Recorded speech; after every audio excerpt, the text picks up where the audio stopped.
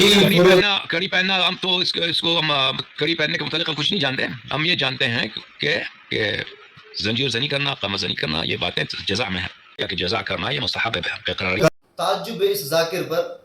دیکھو کسی کہہ رہا ہے کہ جزا کرنا امام صاحب امام ائمہ کے لیے یہ ایک عبادت ہے اور ایک اچھی چیز ہے، حالانکہ یہ ان کی کتاب ہے اصول کافی، اور اس میں یہ باب الصبر والجزاء والاسترجاع، اس میں امام صاحب نے خود فرمایا ہے کہ اس کی روایت نمبر 3، اس میں امام جعفر صادق فرمایا کہ ان الصبر والبلاء یستبقان الی المؤمن فیاتی البلاء وهو الصبور، کہ مومن کے پاس مصیبت اور صبر آتی ہے، جب اس کے بعد مصیبت پہنچتی ہے تو مومن صبر کرنے والا ہوتا ہے.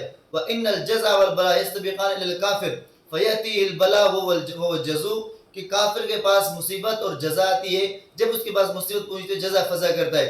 جزا فضا کیا ہے؟ پھر اسی باب الصبر والجزاء والاسترجاع میں یہ آپ دیکھ سکتے ہیں. امام صاحب پوچھا کہ جزا کیا ہے، تو امام صاحب نے خود ہی جزا تشریح کرتے ہوئے فرمایا کہ سینے کی پیشانی سے بال نوچنا اور سینے پر اور منہ پر ہاتھ مارنا، جس کو ہم اپنے الفاظ میں ماتم کہتے ہیں.